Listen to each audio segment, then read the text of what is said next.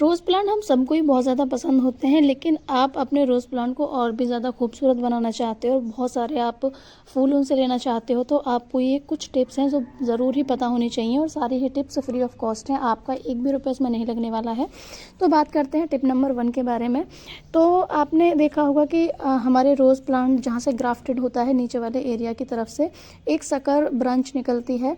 तो sucker branch पहचानने की मैं बहुत आसान सा आपको तरीका बताती हूँ कि ये जो ब्रांच होती है बहुत ही फास्ट ये बढ़ती है और ये बिल्कुल नीचे से निकलती है। तो इसको इमीडिएटली हमारा कट करना बहुत ही ज़रूरी होता है, क्योंकि ये बहुत ज़्यादा एनर्जी हमारे प्लांट की ये ले लेती है और उसके साथ साथ हमारे प्लांट को ये बेकार भी करती है। कुछ टाइम में अगर हम नहीं कट करते हैं तो ये जो हमारे प्लांट को बेकार कर देती है, प्लांट हमारा सूखने लगता है और फूलों पे बहुत ज़्यादा इसका इफेक्ट पड़ता है। फूल बहुत कम आते हैं हमारे रोज़ के प्लांट में। बात करते हैं टिप नंबर 2 के बारे में। तो ये है हार्ड प्रूनिंग। तो हार्ड प्रूनिंग होती क्या है? सिंपली अगर हम सिंपल लैंग्वेज में बात करें तो पौधे की कटाई छटाई होती है। तो आप प्रॉपर अपने प्लांट की सर्दियों में कटाई छटाई करें।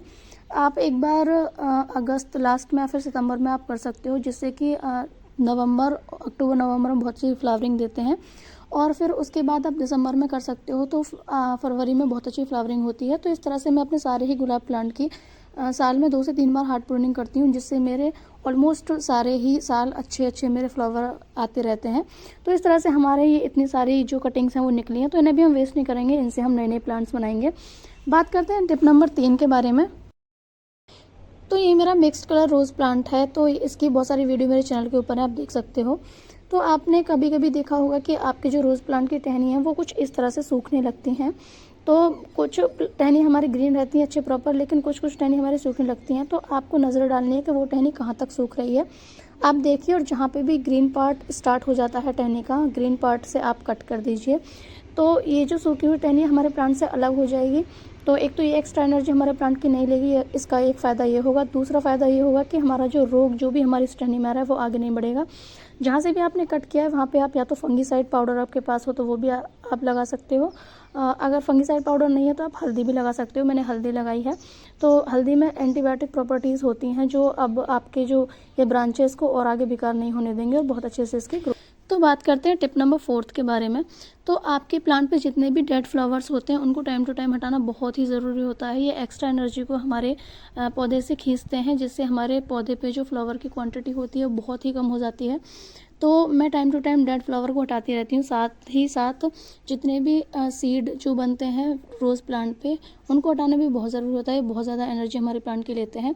हालांकि अगर आपको सीड रखने हैं तो आप 1-2 रख सकते हो, तो वही काफ़ी होते हैं। हालांकि सीड से जो जर्मिनेशन होता है रोज़ प्लांट का वो 1% होता है, लेकिन हाँ 1% चांसेस होते हैं, हो भी जाते हैं।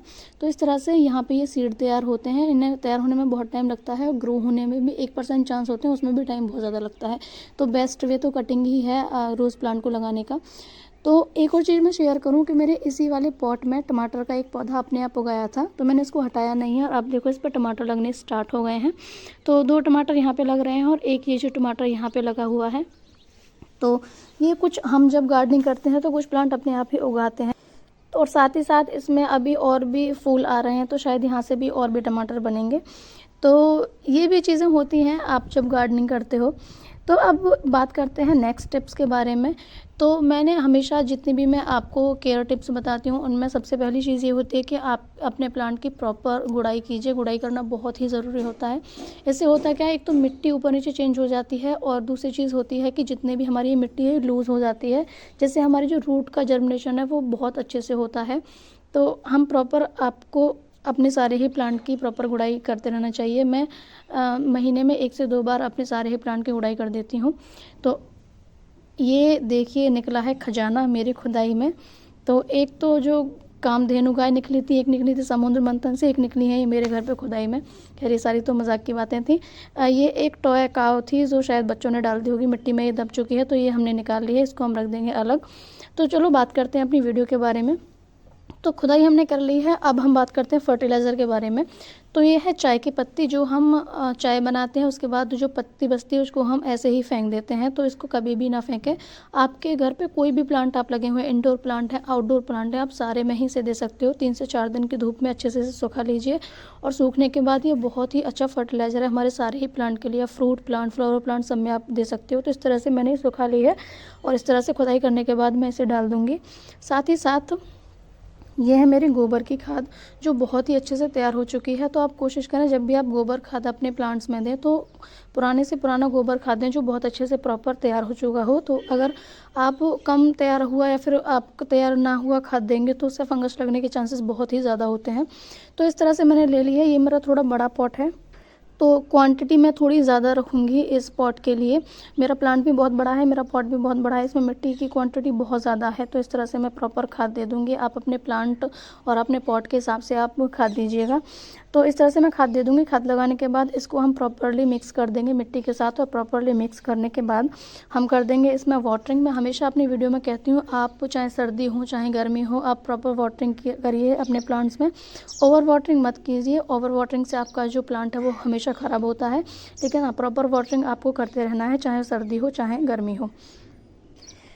तो ये थी कुछ आसान सी टिप्स जिनको आप फॉलो करके आप अपने प्लांट को बहुत ही अच्छे से ग्रो कर सकते हो और बहुत ही सारे आप फ्लावर ले सकते हो। तो कैसी लगी आपको आज की ये वीडियो, कमेंट करके ज़रूर से बताइएगा। अगर फर्स्ट टाइम चैनल पे आए हो तो चैनल को सब्सक्राइब करके बेल आइकन को दबाना ना भूलें ताकि नोटिफिकेशन आपके पास जल्दी से जल्दी आए। तो मिलते हैं नेक्स्ट वीडियो में।